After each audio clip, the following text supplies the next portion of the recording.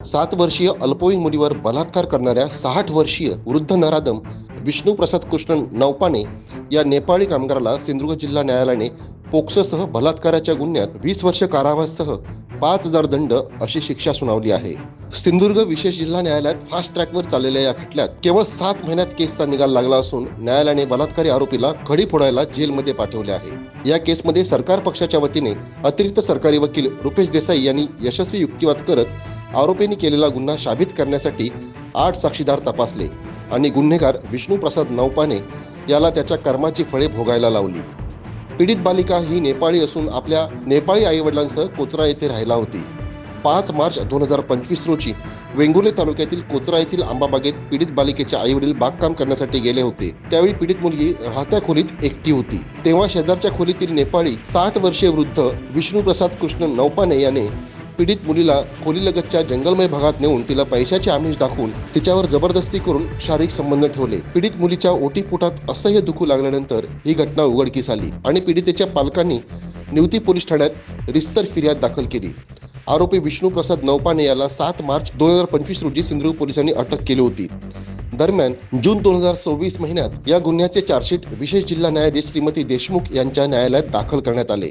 या केसमध्ये पीडित मुलगी, फिर्यादी, पोलीस तपास अधिकारी API भीमसेन गायकवाड, वैद्यकीय अधिकारी डॉक्टर गायकवाड, पोलीस शिपाई शेडगे तसेच अन्य 3 असे एकूण 8 साक्षीदार तपासण्यात आले. अतिरिक्त सरकारी वकील रुपेश देसाई यांनी आपले कसब पणाला लावून आरोपी विष्णू प्रसाद कृष्ण नौपाने याने केलेला गुन्हा न्यायालयाच्या निदर्शनास आणून दिला. अतिरिक्त सरकारी वकील रुपेश देसाई यांचा यशस्वी युक्तिवाद ग्राह्य धरून विशेष जिल्हा न्यायाधीश श्रीमती VS देशमुख यांनी आरोपीला पोक्सोसह बलात्काराच्या गुन्ह्यात 20 वर्षे कारावासासह 5,000 दंड अशी शिक्षा सुनावली आहे.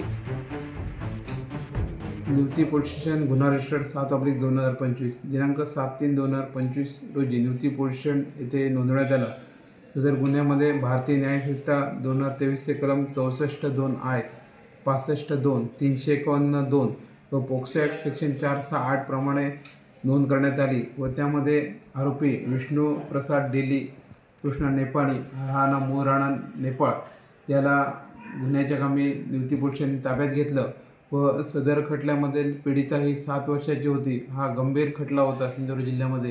त्या अनुषंगाने सदरच्या खटल्याचं सुनावणी ही फास्ट ट्रॅकवर घेण्यात आली व जून 2025मध्ये सदर खटल्यामध्ये आरोपीविरुद्ध दोषारोपपत्र दाखल झाल्यानंतर आरोपीविरुद्ध चार्ज फ्रेम करण्यात आला व सरकार पक्षातर्फे एकूण 8 साक्षीदार तपासण्यात आले. सदर खटल्यात पीडिता, घटनास्थळ पंचनामा, वैद्यकीय अधिकारी तसेच पीडितेची आई व तपासी अंमलदार यांची साक्ष महत्त्वाची ठरली. ह्यामध्ये पीडितेवरती झालेला हा 7 वर्षाच्या मुलीवर गंभीर जबरी संभोग होता आणि त्या अनुषंगाने मेहरबान कोर्टाकडे सर्व साक्षीदार हे सरकार पक्षात सहकार्य केलेलं होतं आणि त्या अनुषंगाने आज रोजी मेहरबान कोर्टाने वरील सर्व कायद्याच्या कलमांतर्गत आरोपीला 20 वर्ष शिक्षा सुनावलेली आहे सश्रम कारावासाची व प्रत्येक कलमाखाली 5,000 रुपये दंड सुनावण्यात आलेला आहे.